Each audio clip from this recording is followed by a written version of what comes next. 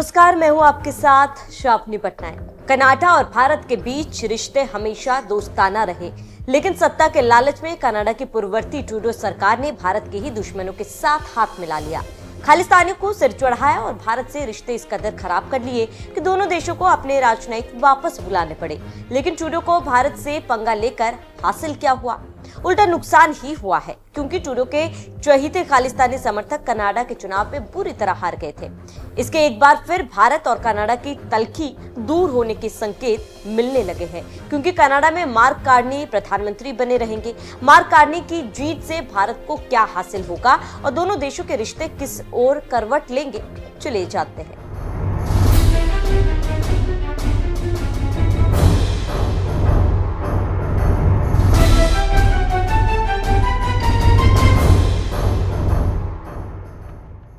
Canada के आम चुनावों में मार्क कार्नी की जीत के साथ भारत और कनाडा के रिश्ते पटरी पर लौटने की उम्मीद बढ़ गई है।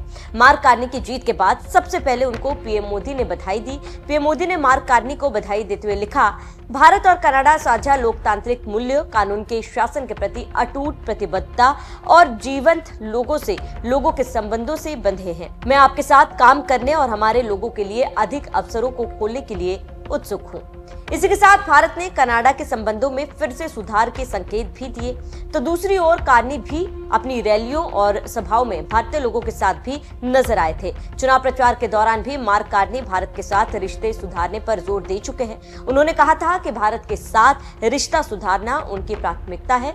भारत और कनाडा का रिश्ता काफी महत्वपूर्ण है, निजी संबंधों, आर्थिक और रणनीतिक मोर्चे पर भी। इस समय वैश्विक अर्थव्यवस्था जिस तरह हिली हुई है और नया आकार ले रही है, भारत और कनाडा साझा रिश्ते और साझे व्यापार का निर्माण कर सकते हैं। दरअसल कनाडा के पूर्व पीएम जस्टिन ट्रूडो ने भारत की सरकारी एजेंसियों पर खालिस्तानी आतंकी हरजीत सिंह निज्जर की हत्या का आरोप लगाया था। इसके बाद दोनों देशों के बीच तल्खी बढ़ गई।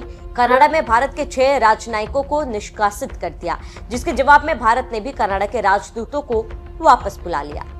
खालिस्तानी समर्थक जगमीत की बुरी हार। कनाडा के चुनाव में खालिस्तान समर्थक और न्यू डेमोक्रेटिक पार्टी के नेता जगमीत सिंह अपनी सीट हार गए। जगमीत सिंह को पूर्व पीएम जस्टिन ट्रूडो का समर्थन था, लेकिन जगमीत सिंह अपनी सीट भी नहीं बचा पाए। पिछले चुनाव में जगमीत की पार्टी ने ट्रूडो को समर्थन दिया था। दोनों ने खुलकर खालिस्तान का समर्थन किया था। खालिस्तानियों के चक्कर में भारत से भी पंगे लिए, लेकिन अब ट्रूडो को करारा झटका लगा है। कनाडा की जनता ने इस एजेंडे को सिरे से नकार दिया। मार्क कार्नी के बारे में जाने। मार्क कार्नी इकोनॉमिस्ट और पूर्व केंद्रीय बैंकर है। कार्नी को 2008 में बैंक ऑफ कनाडा का गवर्नर चुना गया था। कनाडा को मंदी से बाहर निकालने के लिए कई कदम उठाए। Mark Carney bank of England के गवर्नर भी रहे। मार्क कार्नी ट्रंप के विरोधी माने जाते हैं। कनाडा में आर्थिक हालात बिगाड़ने में वो ट्रंप का हाथ मानते हैं। मार्क कार्नी ने अमेरिका से तोड़े रिश्ते।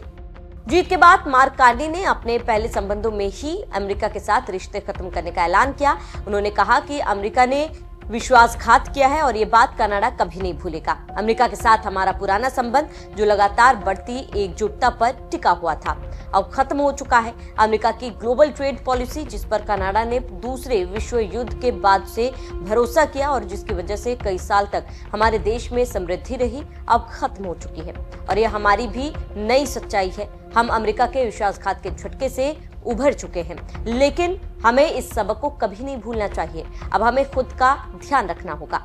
बहरहाल मार्क कार्नी ने जीत के साथ ही दुनिया भर के अपना रुख साफ कर दिया है, चाहे बात सुपर पावर अमेरिका की हो या भारत की। मार्क कार्नी भारत के साथ अच्छे रिश्तों के हमेशा हिमायती रहे। ऐसे में अब फिर एक बार भारत और कनाडा के संबंधों के पटरी पर लौटने की गुंजाइश बढ़ गई है।